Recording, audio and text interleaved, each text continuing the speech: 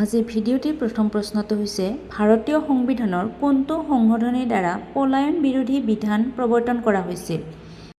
ক 42 নং সংশোধনী, খ 52 নং সংশোধনী, গ 62 নং সংশোধনী, ঘ 72 নং সংশোধনী। ইয়াৰ শুদ্ধ উত্তৰ কোনটো? আৰু ইয়াৰ শুদ্ধ উত্তৰটো হৈছে খ 52 নং সংশোধনী। ইয়াৰ পিছৰ প্ৰশ্নটো অৰ্থাৎ 2 নম্বৰ প্ৰশ্নটো হৈছে জলবায়ু পৰিৱৰ্তনৰ সৈতে মোকাবিলা কৰাৰ কথা আহিলে কোনটো সমাধান আশাৰ পোহৰ হিচাপে থিয়ৰিছে? ক নৱীকৰণযোগ্য শক্তিৰ উৎস, খ কাৰ্বন কেপচাৰ প্ৰযুক্তি, গ বহনক্ষম কৃষি, ঘ পুনৰ বনানীকৰণ। আৰু ইয়াৰ শুদ্ধ উত্তৰটো হৈছে পুনৰ বনানীকৰণ। ইয়াৰ পিছৰ প্ৰশ্নটো অৰ্থাৎ 3 নম্বৰ প্ৰশ্নটো হৈছে who has been appointed as the chief vigilance officer (CVO) of Cotton Corporation of India Limited? Cotton Corporation of India লিমিটেডৰ মুখ্য ভিজিলেন্স অফিচাৰ (CVO) হিচাপে কাক নিযুক্তি দিয়া হৈছে? আৰু ইয়াত অপশ্যনকেইটা দিয়া আছে A professor Naima Khatun, B Novak Djokovic, C Gita Sabharwal, D Nidhi S Jain. আৰু ইয়াৰ শুদ্ধ উত্তৰটো হৈছে কোনটো হ'ব? D Nidhi S Jain. আৰু 4 নম্বৰ প্ৰশ্নটো হৈছে which of the following mountain ranges is not located in India? তলৰ কোনটো পৰ্বতমালা ভাৰতত অৱস্থিত নহয়? A Aravalli range, B Zanskar range, C Satpura range, D Khunjerab range. আৰু ইয়াৰ শুদ্ধ উত্তৰ কোনটো হ'ব? আৰু ইয়াৰ শুদ্ধ উত্তৰটো হ'ব ডি খুঞ্জেৰাব ৰেঞ্জ। ইয়াৰ পিছৰ প্ৰশ্নটো অৰ্থাৎ 5 নম্বৰ প্ৰশ্নটো হৈছে Which international agreement aims to conserve migratory species within their migratory ranges and has India as a signatory? কোনখন আন্তঃৰাষ্ট্ৰীয় চুক্তিৰ লক্ষ্য হৈছে পৰিভ্ৰমী প্ৰজাতিসমূহক তেওঁলোকৰ পৰিভ্ৰমী পৰিসৰৰ ভিতৰত সংৰক্ষণ কৰা আৰু ভাৰতক স্বাক্ষৰকাৰী হিচাপে লৈছে? ইয়াৰ অপশ্যনকেইটা হৈছে A Kyoto protocol, B Paris agreement, C Bonn convocation, D মন্ট্ৰিয়েল protocol.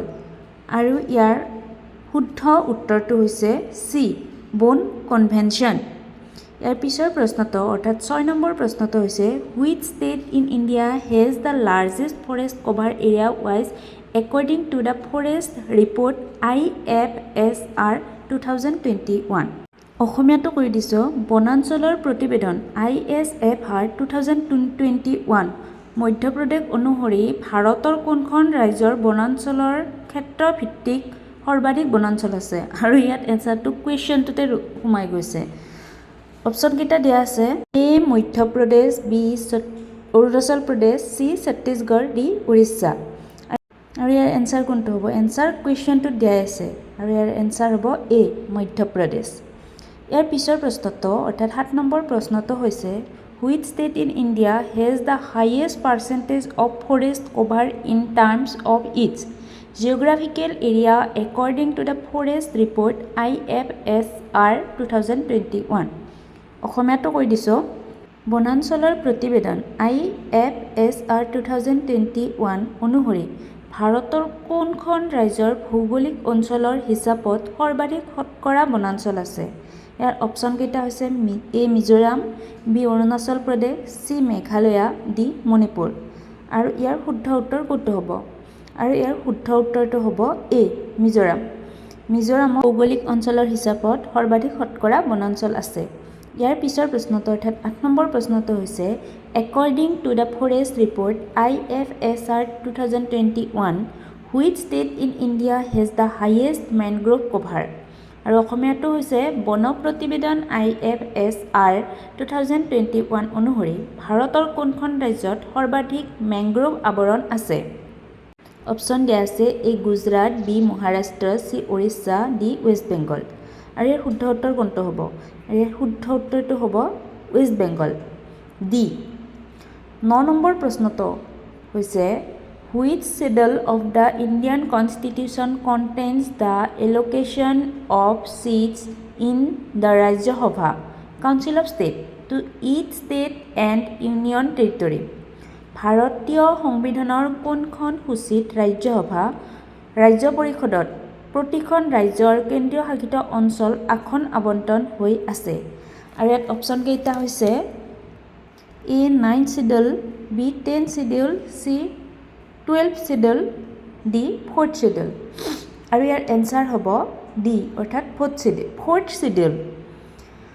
আৰু ইয়াৰ শেষৰটো অৰ্থাৎ 10 নম্বৰ প্ৰশ্নটো হৈছে what is the purpose of the world future energy summit, বিশ্ব ভৱিষ্যত শক্তি সন্মিলনৰ উদ্দেশ্য কি?